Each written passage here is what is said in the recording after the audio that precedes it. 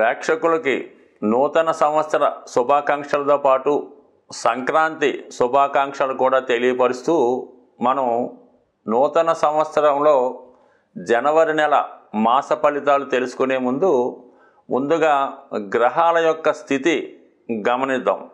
ఈ నెల ప్రారంభంలో వృషభ రాశిలో గురుగ్రహ గమనం వక్ర గమనంలో ఇంచుమించుగా ఈ నెలంతా కూడా వక్ర గమనంలో సంచరించడం జరుగుతుంది. అలాగే కుజుడు వక్ర గమనంలో ఉంటూ జనవరి 20వ తారీఖు వరకు కర్కాటక రాశిలో సంచరిస్తూ 20వ తారీఖు నుంచి వక్ర గమనంలో మిథున రాశిలోకి ప్రవేశించడం జరుగుతూ ఉంటుంది టెక్నికల్గా. అలాగే 6వ స్థానంలో కేతుగ్రహం, అష్టమ స్థానంలో మరి బుధగ్రహం అంటే వృశ్చిక రాశిలో బుధుడు సంచరిస్తూ జనవరి 4వ తారీఖున ధనుసు రాశిలోకి ప్రవేశించడం జరుగుతూ ఉంటుంది.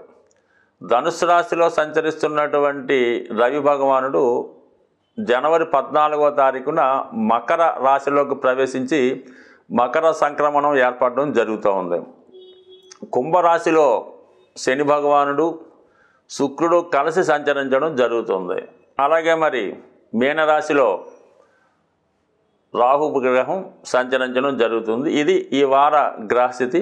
ఈ రాశుల యొక్క స్థితి గమనించినప్పుడు చాలా వరకు గ్రహాలు మంచి మిత్రస్థానాల్లోనూ ఉండడం వల్ల గ్రహాలు వారి రాశిని బట్టి అనుకూల ప్రతికూల పరిస్థితులు ఇవ్వడం జరుగుతుంటుంది. అది వ్యక్తిగతంగా ఏ రాశికి ఆ రాశికి తెలుసుకున్నప్పుడు ఏ గ్రహం ఏ ఫలితం ఇస్తుందో అన్నది కొంత డీటెయిల్గా తెలుసుకుందాం. కానీ ప్రస్తుత గ్రహస్థితి ఈ విధంగా ఉండడం జరుగుతుంది.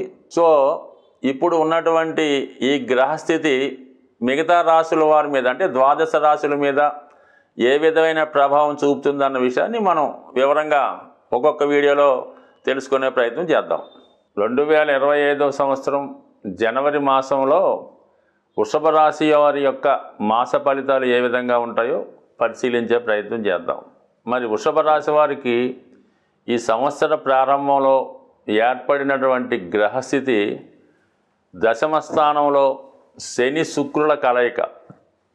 ఇది చాలా వరకు వృషభ రాశి వారికి ఈ నెల ప్రారంభం ఒక అదృష్ట యోగాన్ని ఇచ్చే విధంగా ఈ గ్రహస్థితి ఏర్పడడం జరిగింది. ముఖ్యంగా వృషభ రాశిలో ఉన్నటువంటి స్త్రీలకి నూతన ఉద్యోగ ప్రయత్నాలు ఫలిస్తాయి. వారు ఏ ప్రయత్నం చేసినా అది అనుకూలంగా రావడం జరుగుతూ ఉంటుంది. అలాగే వాళ్ళు ఏదైనా ఉద్యోగరీత్యా దూర ప్రాంతంలో ఉద్యోగం కొరకు ప్రయత్నం చేస్తుంటే అటువంటి ప్రయత్నం నెరవేరే అవకాశం ఉన్నది. అలాగే మగవారికి అయితే వ్యక్తిగతంగా వారి యొక్క అభివృద్ధి అనుకూలంగా ఉంటుంది. వారి యొక్క భార్యకి ఏమైనా ఉద్యోగ ప్రయత్నాలు చేస్తున్నా లేదంటే వారి పుట్టింటి నుంచి మీకు ఏమైనా రావాల్సి ఉన్నా ఈ సమయంలో మీకు అంటే స్త్రీల ద్వారా భార్య ద్వారా మీకు అభివృద్ధి కలిగే అవకాశం ఉంది. ఒక విధంగా ఆర్థిక పరంగా గతంతో పోల్చుకుంటే ఎక్కువగా టర్నోవర్ అవ్వడం వల్ల మనీ రొటేషన్ పెరుగుతుంది. ఉద్యోగంలో మీ యొక్క ఆకర్షణ పెరుగుతుంది. గతంలో కన్నా ఎక్కువ వ్యాపారాన్ని చేసే విధంగా మీకు ఈ గ్రహస్థితి అనుకూలించే అవకాశం ఉంది. ఇక తర్వాత ఏంటంటే ఎవరైతే మీడియా సినిమా టీవీ రంగంలో ఉన్నారో వారి యొక్క టాలెంట్కి తగిన గుర్తింపు రావడం అలాగే కొత్త అవకాశాలు వచ్చే విధంగా ఈ గ్రహస్థితి ఏర్పడడం జరిగింది. అంటే ముఖ్యంగా వృషభ రాశిలో ఎవరైతే జన్మిస్తారో వాళ్ళు ఎక్కువగా ప్రస్తుతం ఈ మీడియా రంగంలో రాణించే అవకాశం ఉంది. అలాగే ఫైనాన్సు ఆటోమొబైల్ రంగంలో వ్యవసాయ రంగంలో ఎక్కువగా రాణిస్తూ ఉంటారు. అటువంటి వారికి ఈ గ్రహస్థితి కొత్తగా మీరు ఏదైనా వ్యాపారం ప్రారంభించాలనుకున్నా ఏదన్నా ఒక ప్రాజెక్టు స్టార్ట్ చేద్దామన్నా కూడా ఈ సమయంలో స్టార్ట్ చేయడం వల్ల రాను మీకు ఆ యొక్క పరిస్థితి అనుకూలించే అవకాశం ఉంది. దానికి అనుగుణంగానే మరి శని భగవానుడు దశమ స్థానంలో సంచరిస్తూ నెమ్మదిగా ఏప్రిల్ నెల నాటికి లాభస్థానంలోకి ప్రవేశించడం జరుగుతూ ఉంటుంది. ఇదంతా కూడా జాతకుడి యొక్క వ్యక్తిగత అభివృద్ధి అలాగే ఉద్యోగ అభివృద్ధి.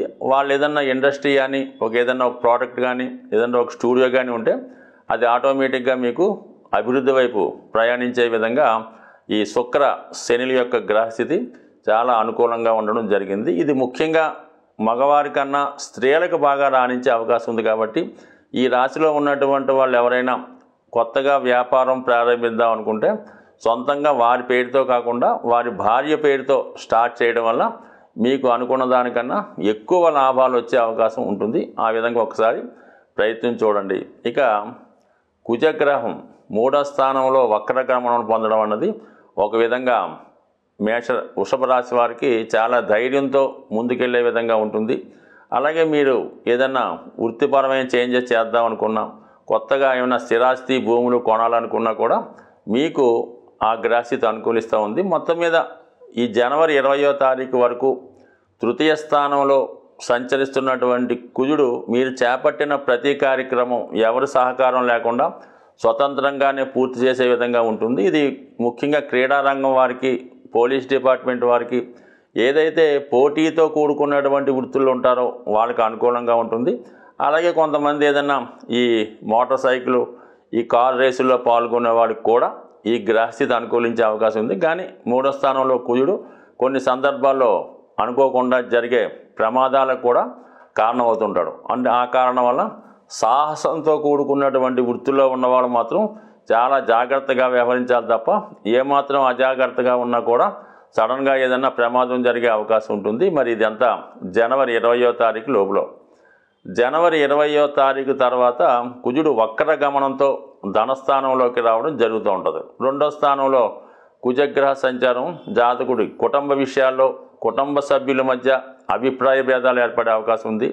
మీరు ఉన్నట్టు యథార్థంగా మాట్లాడడం వల్ల కుటుంబ సభ్యులతో వ్యతిరేకత వచ్చే అవకాశం ఉన్నది. అలాగే కుటుంబ అవసరాలకు ధనం ఎక్కువగా వ్యయమయ్యే అవకాశం ఉంది. కాబట్టి ఆర్థిక సంబంధించిన విషయాల్లో కరెక్ట్గా ప్లాన్ చేసుకోవడం మంచిది. బట్ ఏదైనా ధన సంబంధించిన విషయాల్లో కుటుంబ సభ్యుల మధ్య విభేదాలు రాకుండా ప్రయత్నం చేస్తే మంచిది.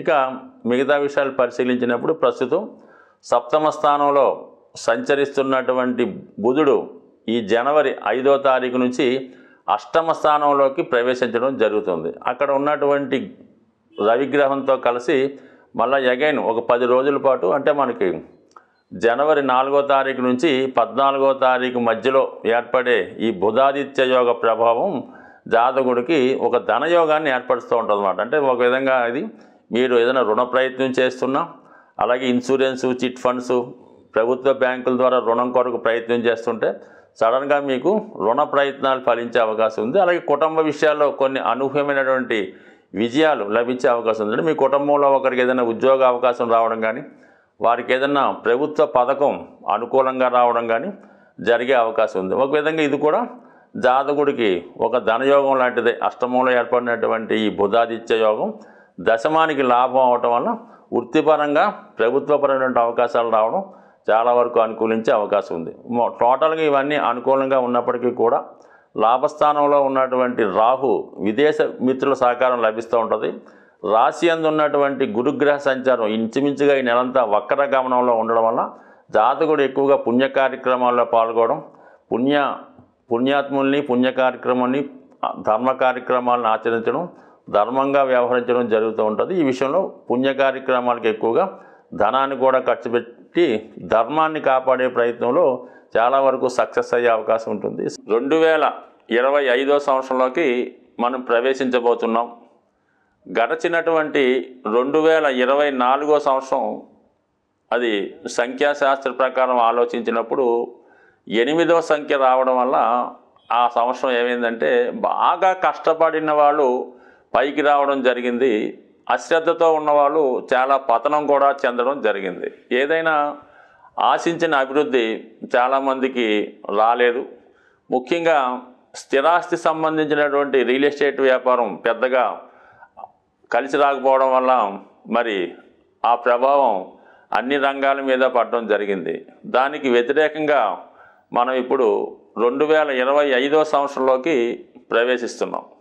ఇది టోటల్ 9 రావడం వల్ల చాలా వరకు ఈ రియల్ ఎస్టేట్ వ్యాపారం, భూముల యొక్క విలువ ఎక్కువగా పెరగడం వల్ల, దాంతోపాటు అన్ని రంగాల్లోకి ధనం ఇన్వెస్ట్మెంట్ చేయడం వల్ల అటు వ్యాపార అభివృద్ధి జరుగుతుంది, పారిశ్రామిక రంగం అభివృద్ధి చెందుతుంది, ఈ మోటార్ ఫీల్డ్ కూడా అభివృద్ధి చెందడం వల్ల అన్ని విషయాలు కూడా అనుకూలంగా ఉంటుంది. అలాగే చివరి సంఖ్య 5 రావడం వల్ల ఏంటంటే వ్యాపార వర్గం వాళ్ళకి బాగుంటుంది, మేధావర్గం వారికి అనుకూలంగా ఉండే అవకాశం ఉంది. కాబట్టి చాలా వరకు గడిచిన సంవత్సరం కన్నా ఈ సంవత్సరం ఫలితాలు అన్ని రాశుల వారికి చాలా వరకు శుభకరంగా ఉంటుంది.